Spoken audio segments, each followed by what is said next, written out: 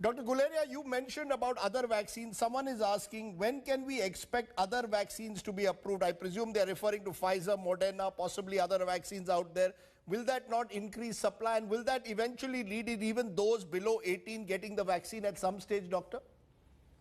So two questions. One is that we already have trials going on in India for various vaccines. That doesn't include Pfizer and Moderna, but we have Dr. Reddy's lab has already completed phase 3 study of the Sputnik vaccine, and they've already approached the DCGI for emergency use authorization. Cadila is also having a DNA vaccine, which is also in phase 3 trial. So these two would be the ones which seem to be would be available in India at an early stage. Pfizer and Moderna have to apply for regulatory approval and have to go through the standard protocol of doing a bridging study to show that in the Indian population, these vaccines are safe, and then logistics has to be worked out. So that is something that needs to be done. But it may be possible a few months down the line that they apply for this, or Johnson & Johnson does that. So things are bright. But in the near future, I think these two, that is Dr. Reddy's laboratory and Dr. Cadela's lab, will be able to get it. As far as younger than 18 is concerned, yes, there are now trials being done even for the Bharat Biotech vaccine. And I'm quite confident that in the next few weeks or coming months, we will be able to vaccinate a large number of younger age group people, because these vaccines are basically safe. We just need more data to reassure ourselves that safety and efficacy is also there at the younger age group. You know, because the fear, doctor, which is being expressed, and this is a question that has just come in, Dr. Guleria, fears of vaccines reaching the expiry date, are they valid? Will vaccines get wasted if they aren't given speedily enough?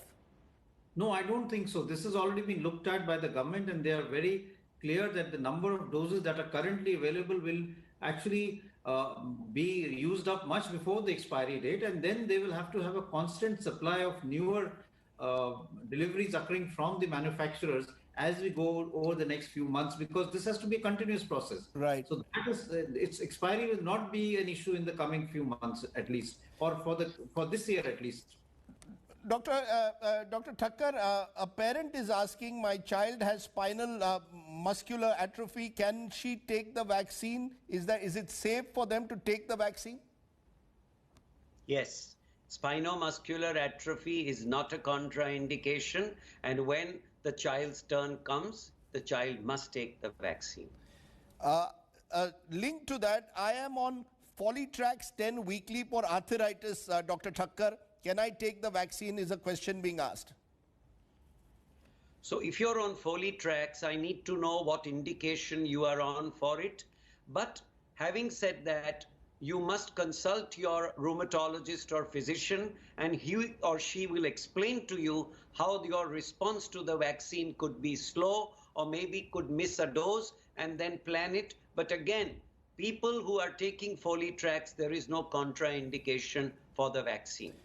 Dr. Thakkar also asked to you, can a cardiac patient with a stent take a vaccine, or someone who has just had a bypass surgery? Absolutely. A cardiac patient with a stent can take the vaccine, and even the bypass patient can take the vaccine. The rider always is, don't take what I have said straight away at face value. Just go back and check with your physician, because I may not know the whole story of what else you have. But prima facie, stented people and bypassed people must take it, can take it, and should take it.